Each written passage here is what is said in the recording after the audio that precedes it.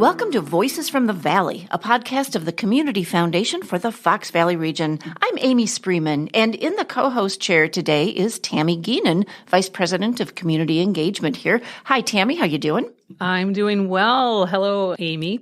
In today's episode, we're going to focus on the topic of mental health. Did you know that according to NAMI, the National Alliance on Mental Illness, 1 in 5 adults experience mental illness, and 1 in 20 have severe and persistent mental illness? Adult mental health and suicide prevention are complex issues, and these challenges affect all of us in some way. We see the impact on our loved ones, family members, friends, co-workers, people we see every day.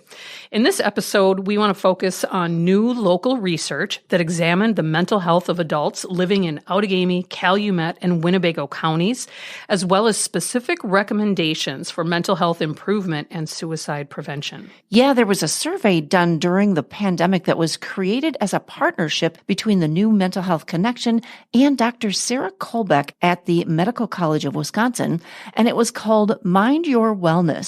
The data results were released in late 2022 and revealed the relationships among mental health, lifestyle, mental health, and suicide-related behaviors among varying people groups in the Fox Valley.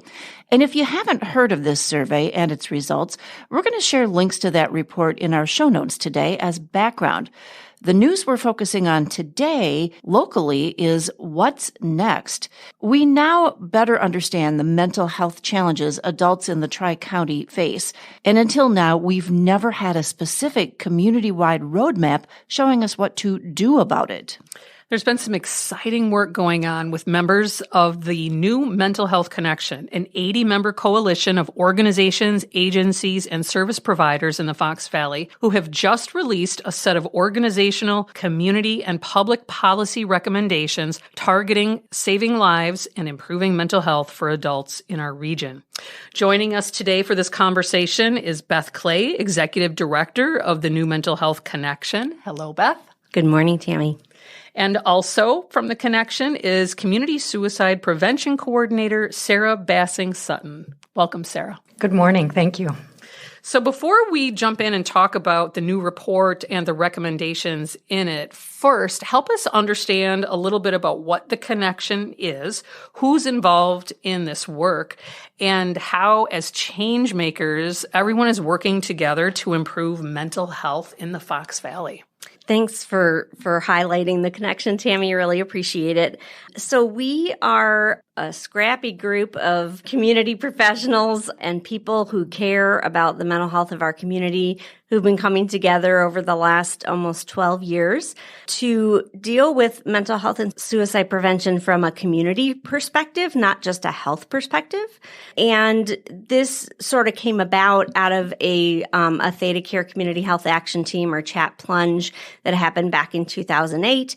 And the community decided at the 2011 Mental Health Summit that we really wanted a standalone backbone entity that would support our ability to look at mental health and suicide work from a systems perspective, and not just all the important work that we do individually with people in the community, but what do we do about the big things like access to care problems or gaps in the system of care, or the large issues like suicide prevention, that there are things we can do locally. And we've had the opportunity to bring into that fold, as you said, about 80 member organization. It's everybody from the health systems to mental health providers, homeless shelters, resource agencies like domestic violence and sexual assault.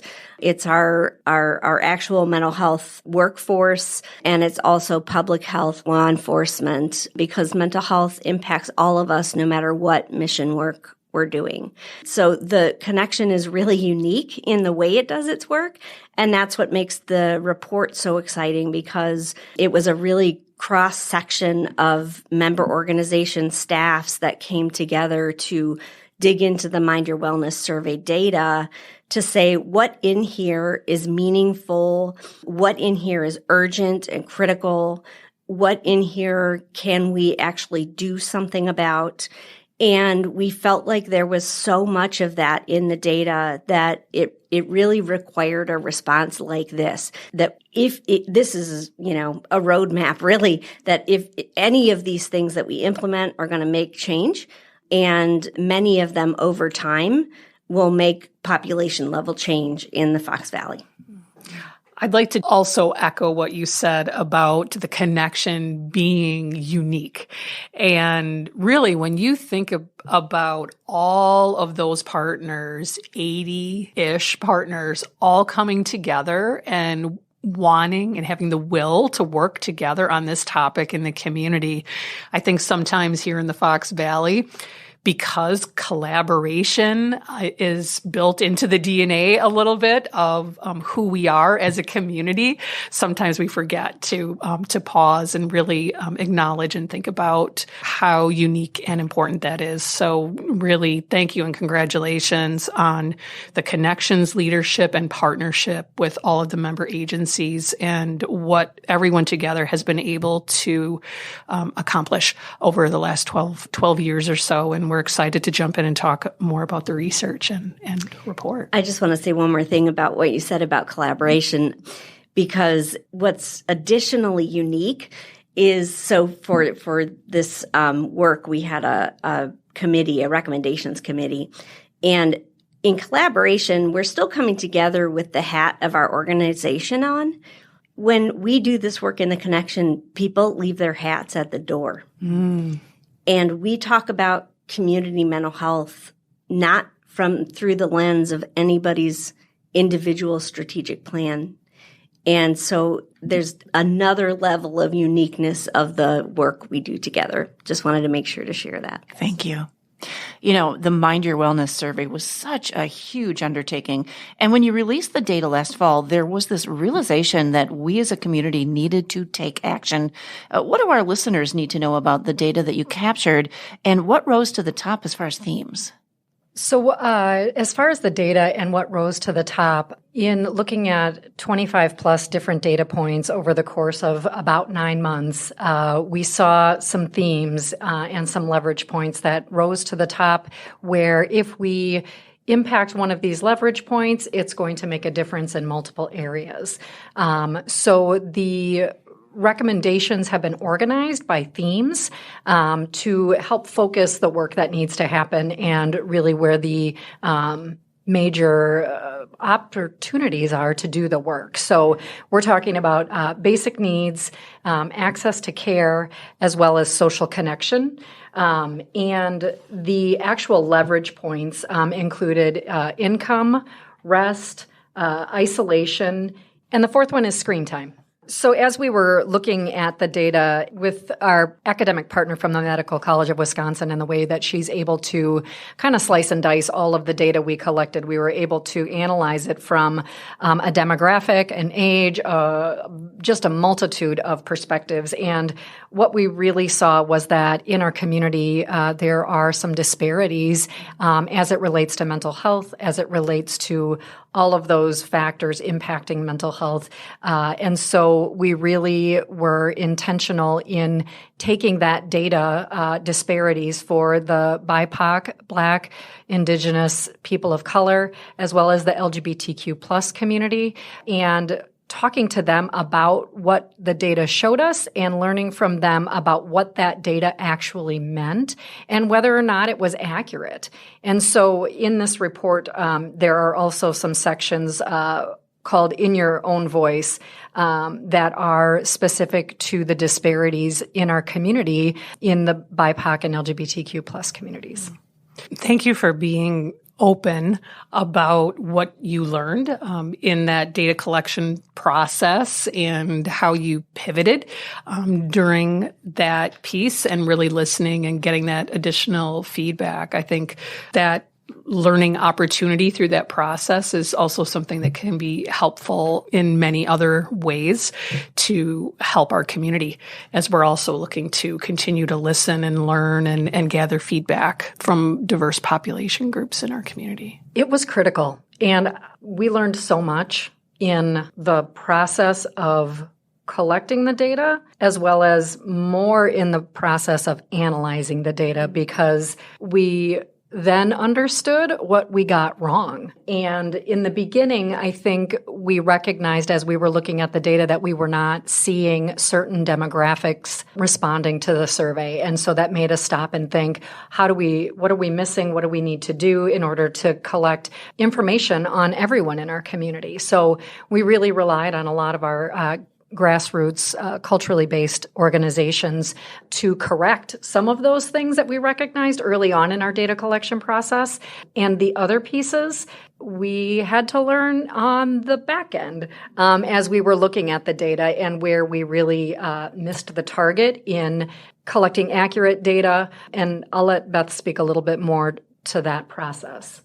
Yeah, and thanks for asking about it, because it has become maybe one of the most important parts of this document, and it's sharing how we're choosing to transparently and openly share about what we got wrong, because we really want to model for the community how to make mistakes, how to humbly own them whenever you learn about them, how to start listening deeply about them, and to not stop doing this work, or to not be afraid to start doing this work because you're afraid of mistakes. And so, we've spent a lot, intentional time staying in this space of the uncomfortableness of the things that we got wrong, because we think this part of the story is so critical. And we learned that there were things about the actual design of the study itself. There were things about the language we used in asking questions. There were things about even the check boxes for the demographics that we got wrong, that people couldn't find themselves in the boxes that we put. There were things about how the survey was distributed. And I want to share too that like Sarah said, some of these things we were able to correct along the way that helped ensure that we got, what we intended to get. And some things we didn't. And we want to share examples of how these flaws impacted this data. For example, we asked some nonprofit organizations to share the survey with their clients, because we were really trying to reach some of the BIPOC community members. But what we learned was that there was a good chance that BIPOC community members believed that the survey was actually a requirement for getting the services that they were accessing there, which meant that our results were skewed because there was a sense of coercion behind the responses. And of course we were horrified by this, and also recognized that this data was now flawed, fatally flawed. Another part of it was the way that we asked some of the questions about accessing care. We didn't really take into account the historical mistreatment by the healthcare system and the distrust that exists in communities. That wasn't even addressed as a barrier to accessing treatment. And of course, it is maybe the foundational barrier to access to treatment. So those are some examples about how we got it wrong and how we learned, and what that means for us for Mind Your Wellness 2.0, which again, we want to encourage everybody, the things we got wrong were not a reason to scrap this project.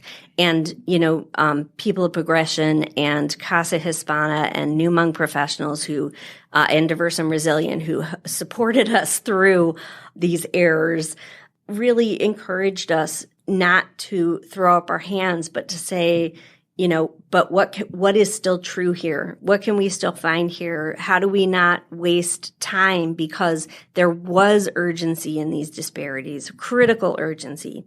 And so we so appreciated that as well. And again, trying to just model for everybody, this was not a reason to say, we screwed up, we're never doing this. It really was like just continued opportunity in the grace of the people who are helping us to understand our own mental models, the biases that exist, oh my goodness, in even how data collection works, and also that the connection wants to do better. We want to be better. And we're only going to stumble our way through that learning.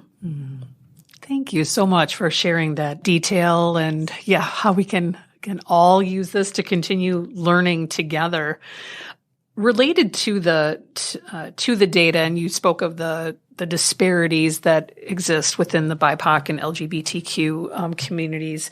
What were some particularly either surprising or alarming pieces of data as you were looking at those survey results, and how did that influence how the report was then created or organized?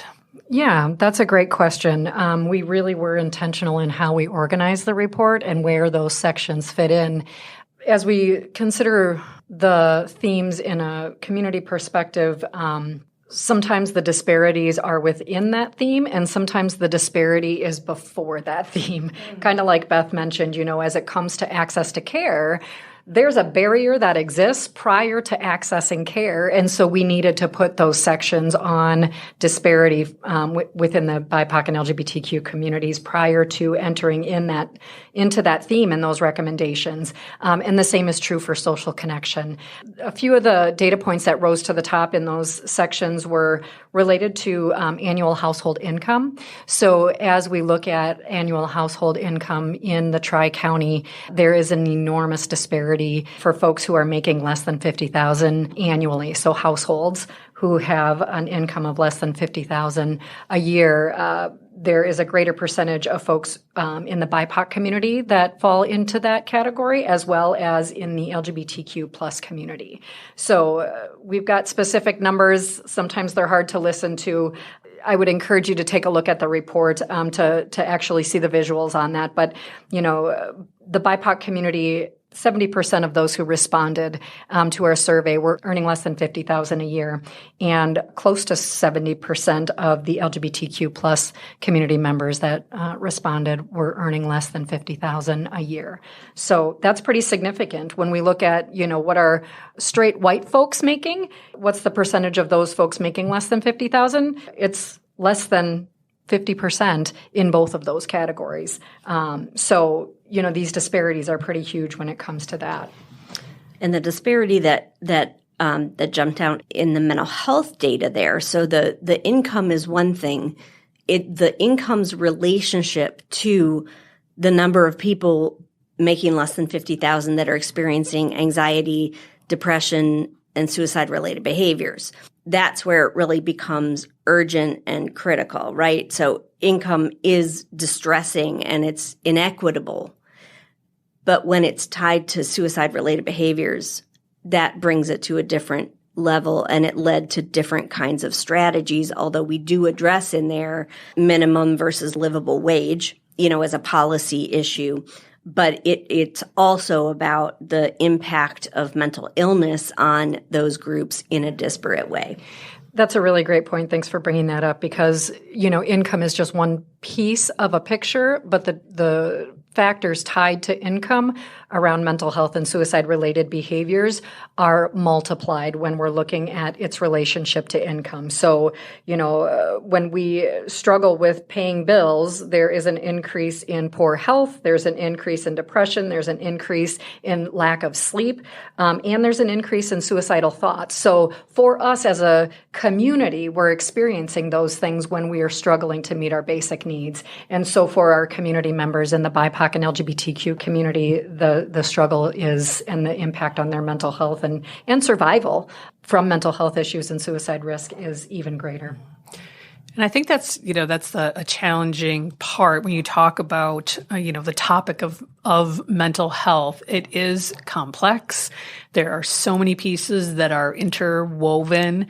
And regarding the brand new report that is out with focusing on adult mental health and suicide prevention recommendations, it really starts to break down some of that complexity and how things have been interwoven, which can tend to make people feel like this issue is too big, it's too overwhelming. But what can I do as a business or a family or an individual or an organization? And so we're going to be talking more about what is in the report, and really want to commend you on the report that has been put together, because it is a very digestible, easy to follow and understand, with key data points and very specific recommendations, again, to help create a space to begin to think about what steps can be taken, everything from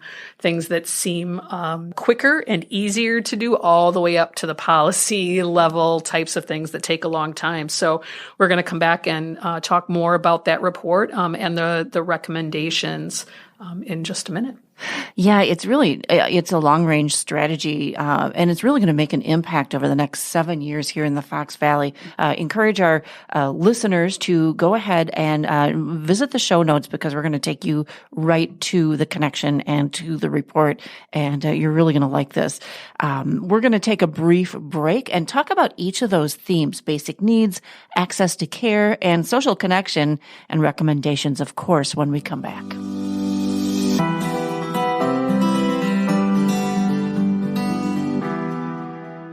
I'm Michelle Schuler, Microsoft TechSpark, Wisconsin, and a board member for the Community Foundation for the Fox Valley region.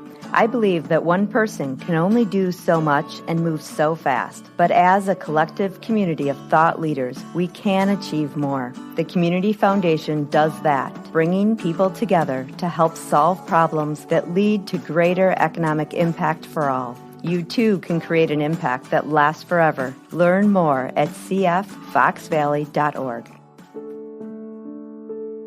I am Dr. Polly Moore, a board member of the Community Foundation for the Fox Valley region. I also serve on the Foundation's Diversity, Equity, Inclusion, and Anti-Racism Committee. We seek the voices and lived experiences of people within our diverse community to better understand and create a more welcoming and inclusive environment for all to thrive. This is a journey for each of us to do our part as we actively engage in conversations and transformational change. Learn more at cffoxvalley.org.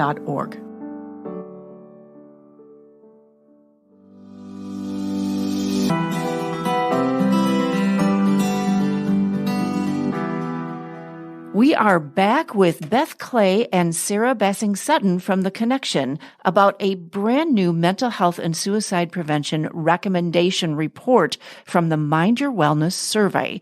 And we're going to talk specifically about each of the 3 strategic areas or themes. And again, those are basic needs, access to care, and social connection. But before we do that, we want to back up a little bit to something we talked about in the first segment, and that is the disparities that came up during the survey process, during, analyzing the data. Sarah, talk to us a little bit about what else popped up for you. Yeah, thanks for bringing that back up. We were looking at the data as it relates to suicide attempts, and in our BIPOC community, they are attempting suicide 3 times more frequently, and in our LGBTQ plus community, it's 11 times more frequently in the last 12 months for attempting suicide. I think it's also important to note the disparity in social connection amongst our BIPOC and LGBTQ community members. When it comes to looking at isolation and feeling isolated, folks in those communities are twice as likely to feel isolated on a regular basis. And the impact of those things specifically on mental health and ability to flourish are immense. Wow. Well, let's start with, as we dissect some of the recommendations, let's start with the first theme, and that was basic needs. And we touched on that a little bit in the first segment, but the pandemic turned up the heat on issues that really already existed for many in the Fox Valley when it comes to meeting the basic needs on a regular basis. And you found a correlation between the stress of not being able to meet basic needs and how it impacts mental health and suicide rates. What can be done? What are some of the recommendations in each of those areas? So we started there with some organizational recommendations. Again, you'll find that our our focus in these recommendations are not on individuals changing their behavior. It's really difficult to ask individual people to make changes when all of the conditions around them encourage us towards these challenges and these disparities. So first of all, let's just remind everybody that these recommendations are organizational. Some of them are for community, like for community organizations, and many of them are public policy. But we started looking at things like minimum wage versus livable wage, and where do we stand in the Fox Valley? And with that, our minimum wage is $7.25 an hour. Livable wage is closer to like $16.40 an hour. And there has been incredible research done on even for $1 incremental changes to sort of an inadequate minimum wage up towards livable wage, we are saving thousands of lives. It has a correlation to suicide. So that's why, why the heck are we talking about this when we're talking about mental health? Because they are very much related. So speaking to employers about livable wage, speaking to them about how mental illness ravages their bottom line, because it does, with both absenteeism and presenteeism. Presenteeism being when people are not well, but they're at work but not productive, and that there's a lot of things that they can do to support folks being in a space of flourishing that they can take some responsibility for. We also looked at community recommendations under basic needs that would do some targeted mental health supports for those with incomes lower than $50,000 a year, that the community should really consider placing huge priority inside of our community health improvement plans on sleep. So sleep is one of those behavioral changes that in the moment seems very simple and easy, and in some ways it is. But there are so many community factors that play against that. There are cultural factors that play against that. Our hustle culture, our culture that celebrates, not having slept in 5 days because we were so dedicated towards something. This happens a lot in nonprofit. And lack of sleep just increases our stress, our irritability. It makes us less able to help other people or be in the mindset to help other people. And so, there's an impact on our social connection, and it really increases the odds of experiencing chronic pain, which is a huge factor in the experience of depression and anxiety, as well as leading to substance use sometimes, and has a relationship to suicidal thinking and attempts. So sleep is not a small deal. Asking the community to try to prioritize there is really, really important. And, our work has a place in that as well, being able to protect people's boundaries outside of work hours. How many of us, we're laying in bed right before we're going to go to bed, and the last thing we do is check our work email. Yep. It's the worst thing we could be doing. And then the public policy recommendations in basic needs really focus on that livable wage and what can we do to try to move from $7.25 to $16.40, which would be the minimum of just keeping somebody able to meet their basic needs. The work hours piece, we think there's public policy potential there as well. So the interesting thing was in the data itself was 78% of the people who responded in the Mind Your Wellness survey are getting less than 6 hours of sleep a night. And 50% of them are waking up feeling not rested. So there's hours of sleep and then there's quality sleep, which are two different things. And so lack of sleep just affects us in so many negative ways. The CDC actually recommends for adults more than 7 hours of sleep every single night. And, I can hear all of the groans that are happening out there in the community right now of, how that feels impossible and all of those kinds of things because of all of the societal conditions around us. But we're asking for a prioritization for the systems themselves to consider because it is such a strong leverage point for impacting mental health. Let's take a look at the second theme, which is access to medical and mental health care.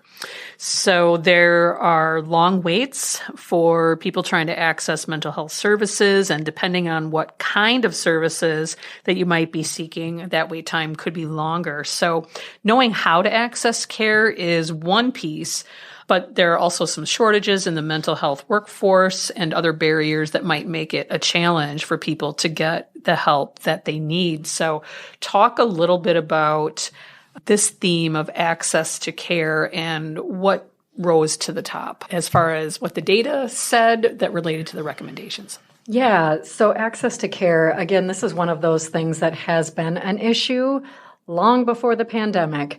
The pandemic came along and just turned up the heat exponentially because we all started to struggle with our mental health during the pandemic. So we saw more people seeking mental health services, and our mental health providers were doing overtime and then some. And so as people were on waiting lists and there was not enough providers to serve, we saw that reflected in our data when people were going into crisis, as well as what might be helpful and whether or not folks really needed to be on a particular waiting list for a particular service. So we've got outpatient services, there's medication management, there are all types of services when it comes to mental health. And in the data, what we looked at was, when do people need help? When are crises happening? And what we learned is that a majority of crises happen after hours. So between the hours of 5 and 8 is when our 988 suicide lifeline is getting most of their calls, for example, indicating that that's when folks really need the help. And so one of our recommendations has to do with creating a mental health workforce that works during those hours when their services are needed the most, and then paying them for working those hours in a way that truly honors the work that is happening and the hours that are being worked. We also have a recommendation to increase and encourage more mental health walk-in clinics, because sometimes folks can get what they need from a very short, solution-focused type therapy, and a lot of our mental health walk-in clinics can offer those types of things. We also recognize that there are other ways that folks can get support for their mental health. And one of those is our certified peer specialist workforce in the community, and continuing to support those trainings and incorporating those folks into the system of care. There are enormous benefits to individuals who have a certified peer support as a part of their care team. And we're talking about 38.6% decrease in inpatient services. So folks are getting less intense and less expensive care. They are not staying as long when they do have inpatient services. So 29.7% decrease in the number of days for an inpatient stay.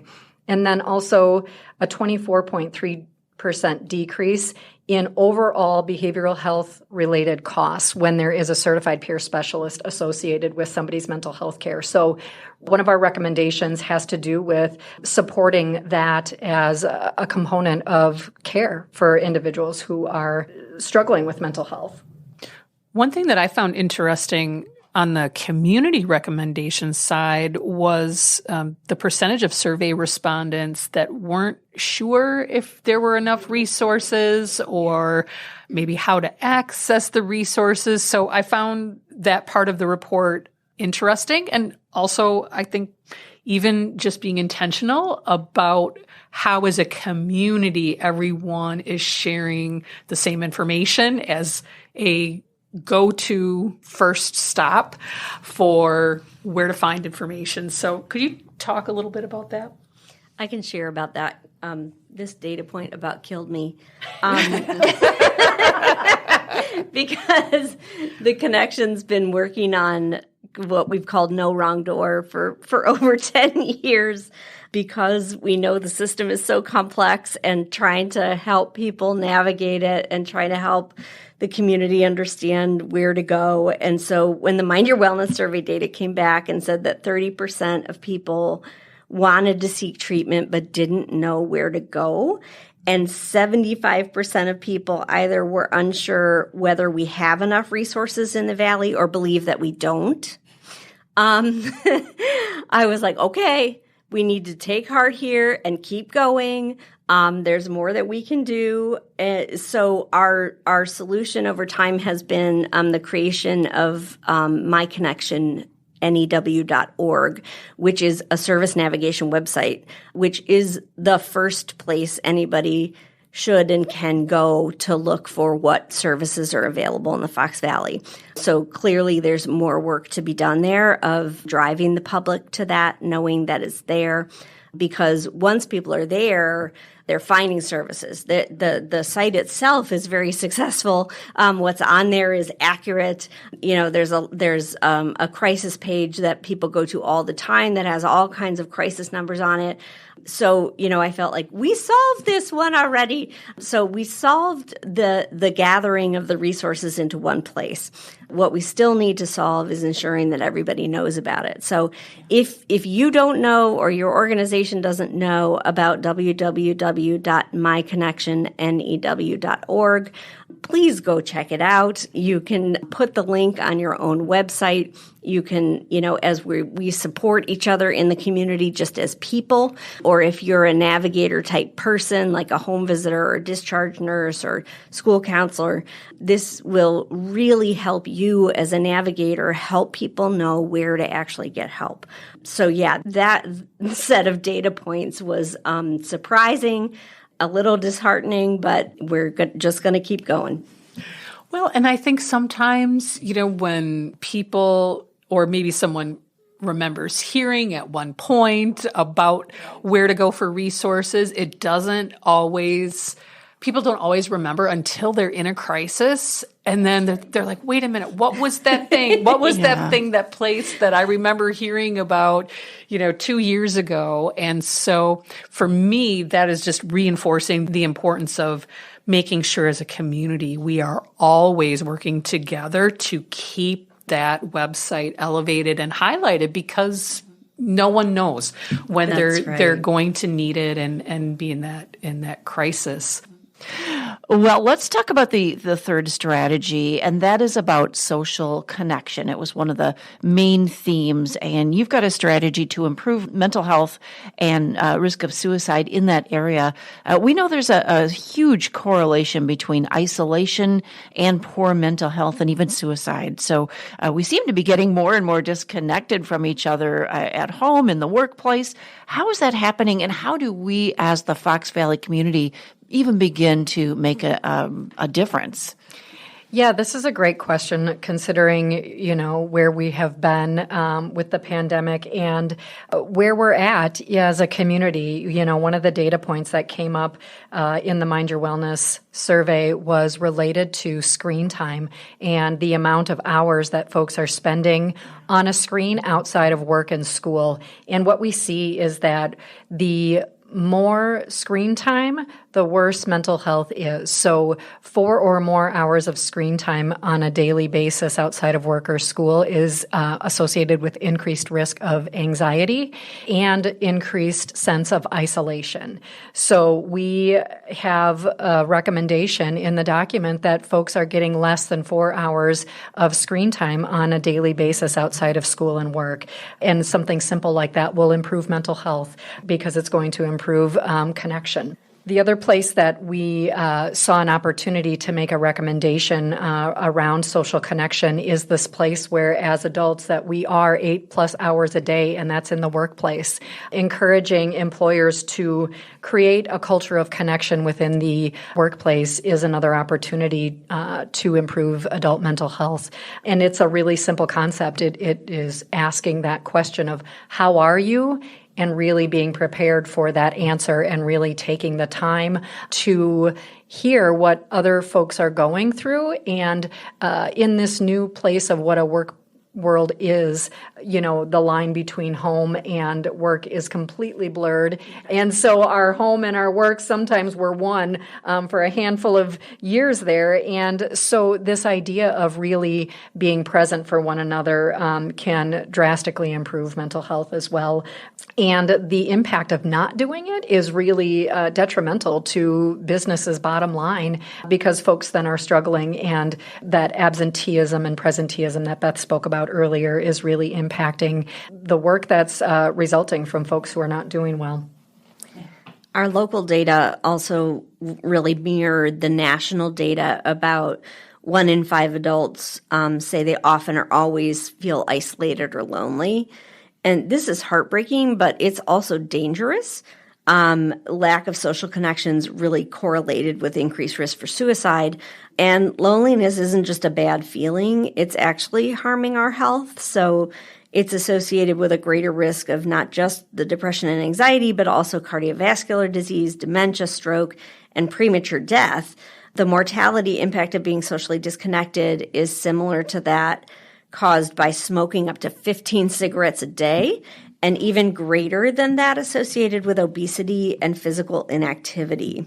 So again, this is one of those really interesting leverage points that we have, where if we can make a difference here, we can make a difference in all these other factors that are, have a relationship to screen time, sleep, feeling connected with other people, feeling like we belong, feeling like we have a place.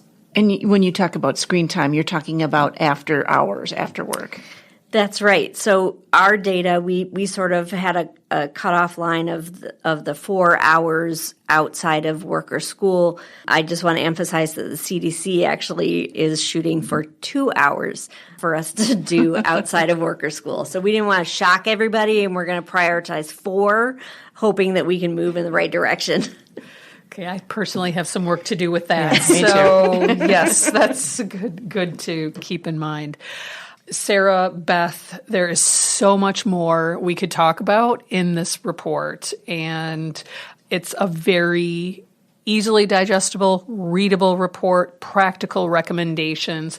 Where can listeners go to access the report, understand how to get involved, and begin to have conversations within the workplace, within schools, within personal circles, in organizations?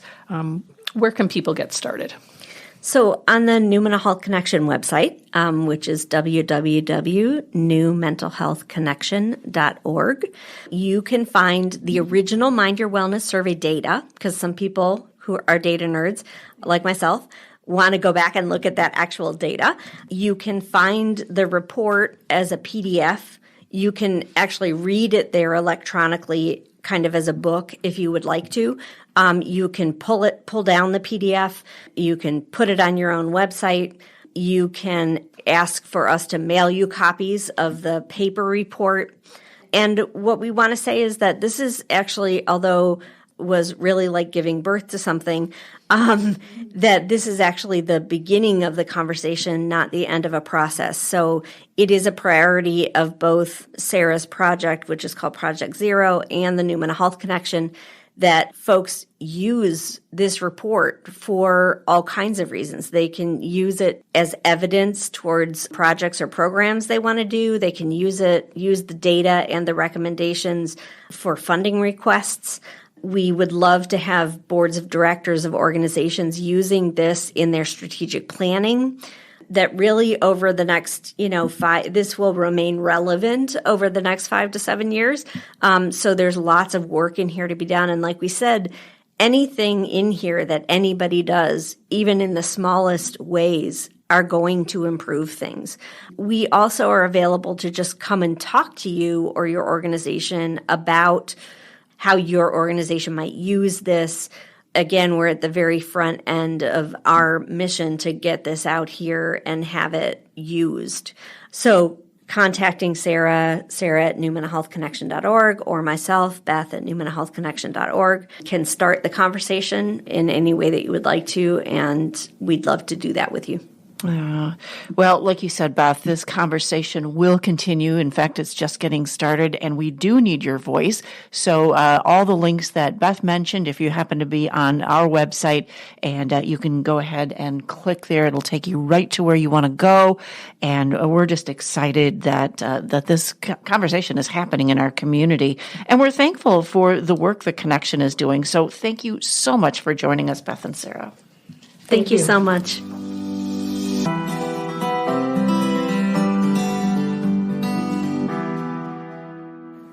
Tammy, any thoughts? I think just really, again, appreciative to all of the hard work and intentional focus and collaboration that went into the survey work and the production of the report and the specific recommendations. It is a wonderful roadmap for our region to have in really taking action to make a meaningful difference. All right. Well, again, we've got all the links to all the resources that we talked about today in our show notes for this episode.